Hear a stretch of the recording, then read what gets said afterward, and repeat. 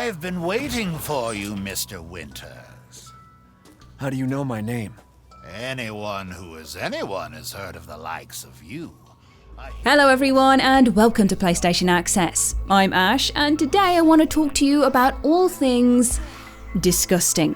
How's that for an appealing opening? By disgusting, of course I mean I want to talk to you about Resident Evil Village, which is packed full of brilliantly repulsive encounters from beginning to end. But there's something more to this game scares than initially meets the eye. Something deeper, darker, and thoroughly more disturbing. Ooh. Here, I'm going to break down what is lurking under the surface to make Village's fright so potent. What might seem like a masterclass in mix and match horror actually harbours a far more interesting root system under the surface, one I'm going to burrow into this video and take a look at all the nasty bits that fall out. Don't say I never treat you.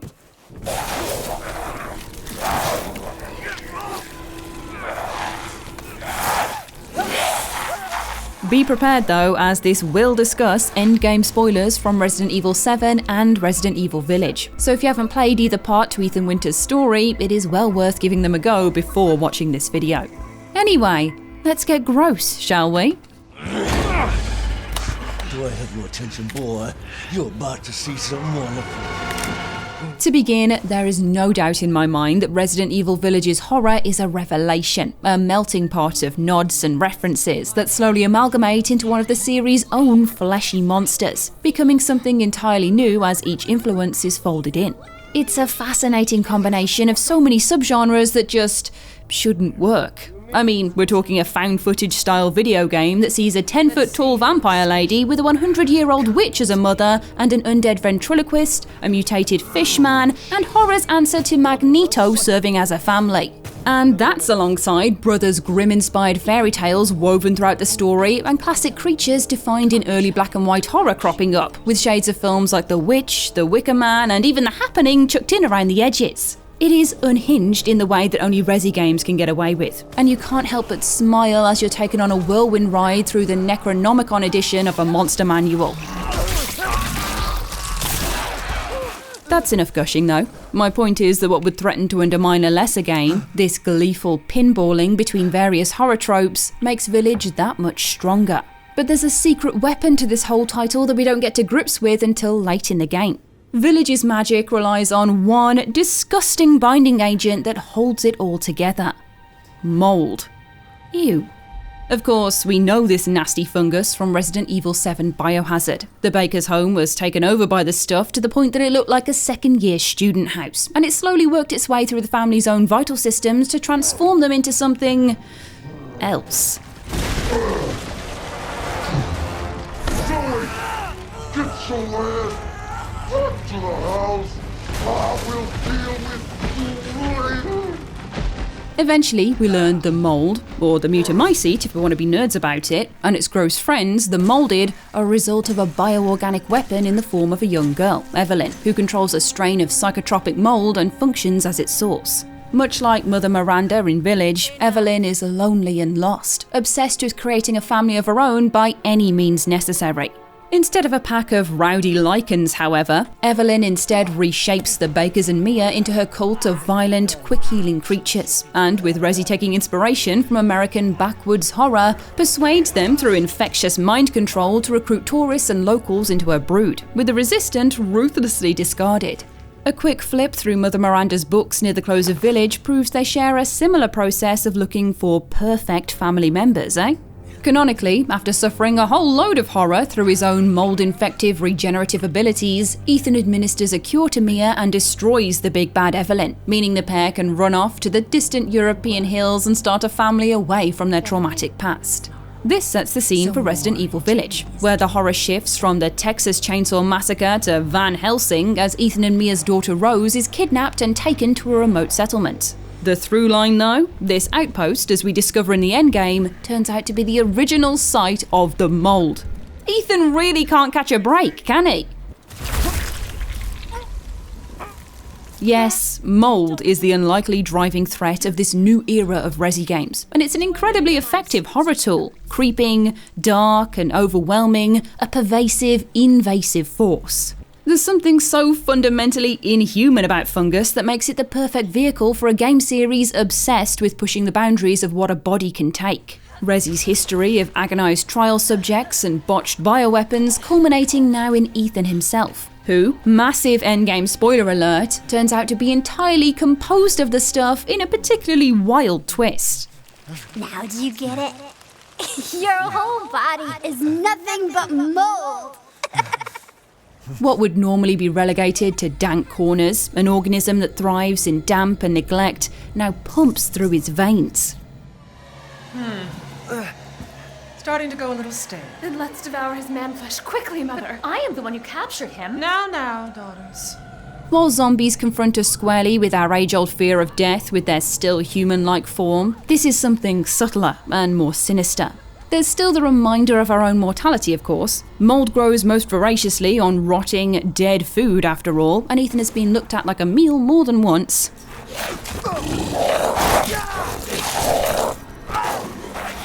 But there's a living transformation here that is all the more upsetting.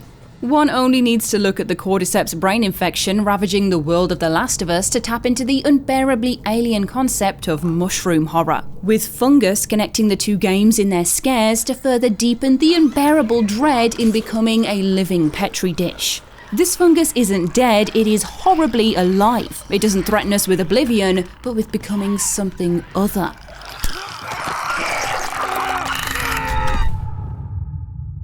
But the power of this entity does not stop there.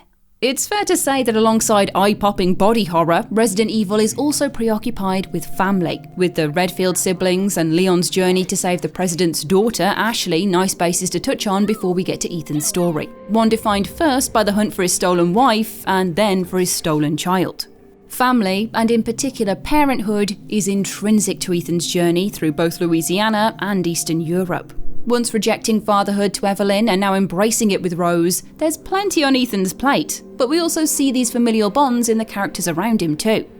Well, hi there, little Rose. Village has Lady Domitresque and her manufactured insectoid daughters, Elena and her poor lichen-infected father, and hell, obviously Mother Miranda, the clue's in the name on that one. Oh, how I've missed you. The loss of Miranda's child is imprinted, physically, on the whole village. A winged fetus can be found carved into floorboards and emblazoned across gates, finally realised in the giant yawning face of the mega mycete when it opens up its fleshy fronds all Demogorgon style and shows us the very same image that has been haunting us throughout our perilous adventure. It comes alongside Mother Miranda's utilisation of the mutant mycete, and a goal throughout all of these years of awful experimentation on her neighbours being to revive her dead child by tapping into its DNA memories. In this way, Resident Evil taps into the power of love in the most twisted sense possible, infecting it with the black lifeblood of the mould for truly stomach-churning, heartbreaking effect. The life cycle has been weaponized against us in this twisted world, and it makes the ties that bind a sickness instead of a saviour. I've spent a lifetime creating this moment, and you tried to take it away from me. Family, childbirth, blood, and kinship all become one with the mould in the end. And that frankly horror game defining sequence in Donna Beneviento's house stands out as foreshadowing of this with its mutated baby roaming the halls. The less said about that though, the better, as it's perhaps one of the best set pieces in a game of this kind ever, and deserves your own experience of it. But I digress.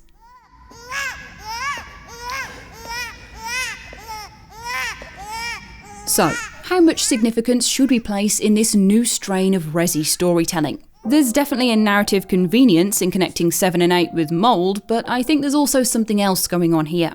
Resi has changed. Where we once had ravenous zombies created through a laboratory accident, we now have terrifying shadow creatures composed of organic black filth, and experimental monsters born from a source far more threatening than anything we've seen before. Corrupt corporations and unaccountable capitalism were the ultimate villains of classic Resi. Behind the stumbling undead was the cold, metallic front of Umbrella, whose sterile labs incubated the T-virus that resulted in a man-made pandemic. Now we're given something far more creeping and natural, an organic threat scraped from a forgotten cave deep under the earth. We have evolved past the need for faceless business baddies and moved to far more relevant fears, those of our own Earth turning against us. With real-life horrors like climate change or, a global pandemic offering up a pertinent comparison point to this plant-based horror, it feels like a natural, progression for the series. This is all to say the pinnacle of Resident Evil's problems with family perhaps comes in Mother Miranda's story, a stand-in for Mother Earth herself as she allows the worst of the mold, a rot settled deep in our planet, to take up residence inside her and lashes out at the settlement around her. The protective mother clashes cataclysmically with the unstoppable father, and both are destroyed in the process. Freud would be proud, and very confused. But the witch was strong, and father yelled, "Save our daughter!" So mother bore their child to safety as the forest was consumed. Resident Evil Village's horror is so effective as it straddles the unconditional love and protection of a family alongside the deeply inhuman, creeping control of a parasitic organism, merging the two together for something that pushes all moral boundaries. Love and relationships are made into infectious disease in this way, wrapped up in the slow decay of an almost alien-seeming fungus that pushes our villains, and also our hero Ethan, to do anything to rebuild or save their families. Last chance. You don't want to find out what's in that hole. I'll take my chances. The secret to why this is also scary doesn't lie in the varied set pieces or the incredible detail of the Resident Evil world, but in the quiet, brainwashing persistence of familial bonds invaded and taken over by reaching mouldy tendrils. I guess this can all be rounded up with one thing. Mold man Jack Baker said far more than we realised with this iconic line, eh? Welcome to the family, son.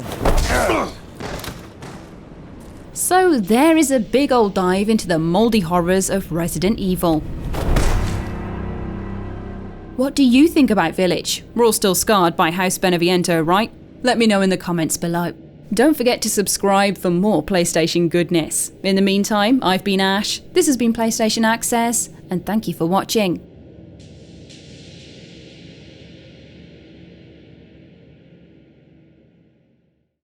PlayStation